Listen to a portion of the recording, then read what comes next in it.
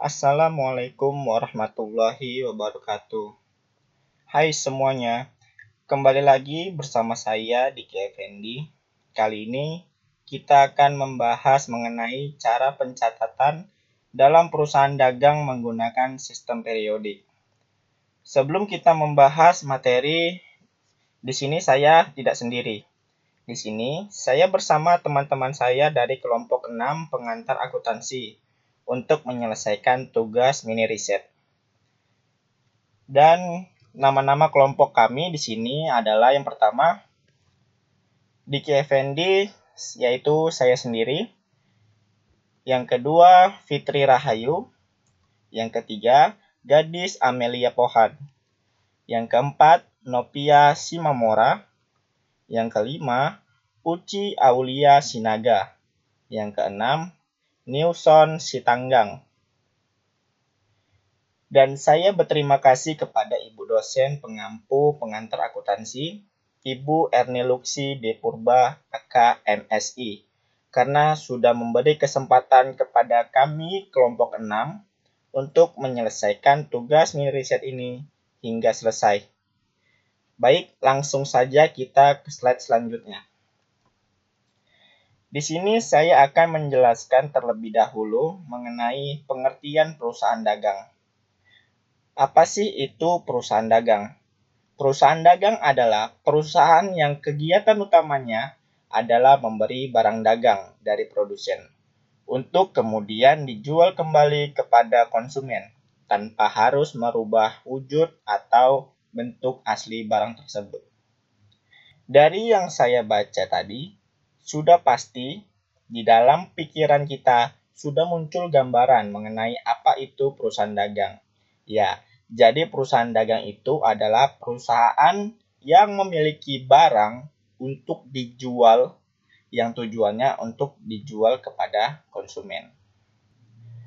Baik, selanjutnya akan dilanjutkan oleh teman saya.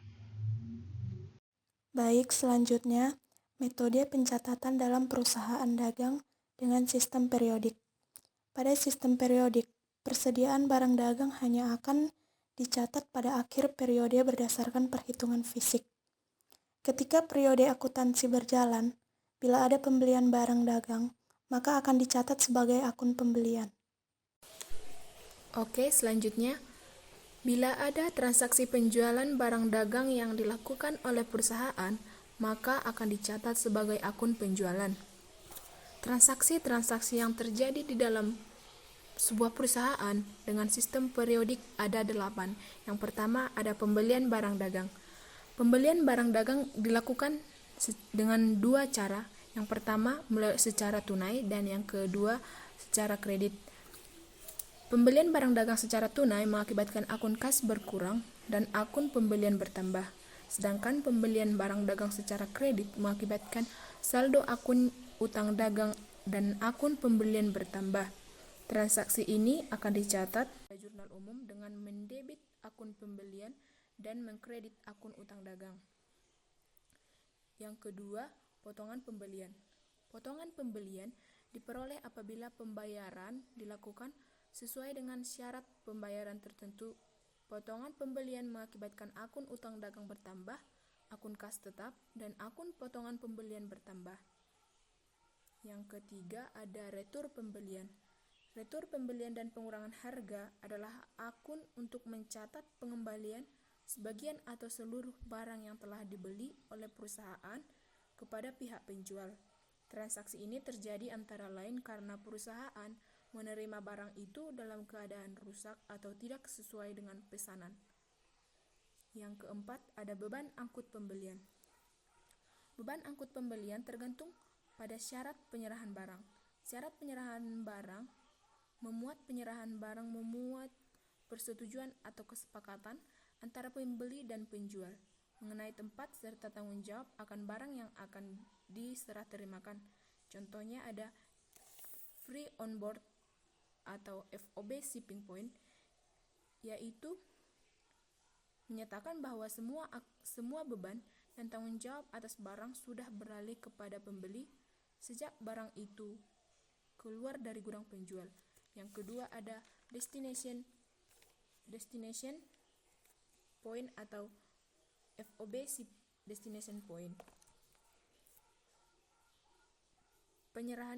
Persyarat penyerahan ini menyatakan bahwa penjual harus menanggung beban angkut dan risiko atas barang tersebut sampai tiba di tangan pembeli atau tempat yang disetujui bersama. Yang kelima, ada penjualan. Penjualan barang dagang merupakan kegiatan utama setiap perusahaan dagang. Penjualan barang dagang juga meliputi dua cara. Yang pertama, secara tunai. Yang kedua, secara kredit. Penjualan barang dagang secara tunai mengakibatkan akun kas dan penjualan bertambah. Transaksi ini akan dicatat pada jurnal umum dengan mendebit akun kas dan mengkredit akun penjualan. Yang kedua, penjualan barang secara kredit mengakibatkan akun piutang dagang bertambah dan akun penjualan juga bertambah. Yang keenam, potongan penjualan. Potongan penjualan adalah biasa dalam dunia bisnis. Potongan penjualan terjadi antara lain karena pembeli memanfaatkan syarat pembayaran tertentu sehingga pembeli itu mendapat. Yang ketujuh, retur penjualan. Retur penjualan dan pengurangan harga merupakan akun untuk mencatat penerimaan kembali sebagian atau seluruh barang yang telah terjual dari konsumen kepada perusahaan. Yang kedelapan, beban angkut penjualan. Beban angkut penjualan adalah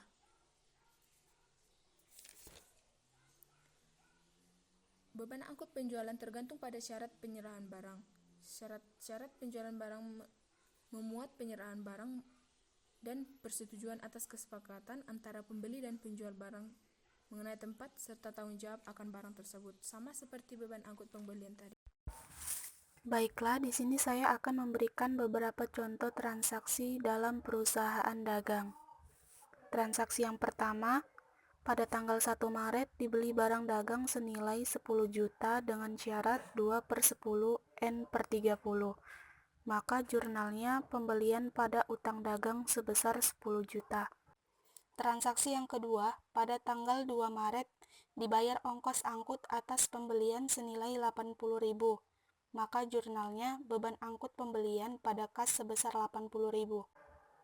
Transaksi yang ketiga, pada tanggal 8 Maret diterima uang dari penjualan 1 Maret. Maka jurnalnya piutang dagang pada penjualan sebesar 9.800.000.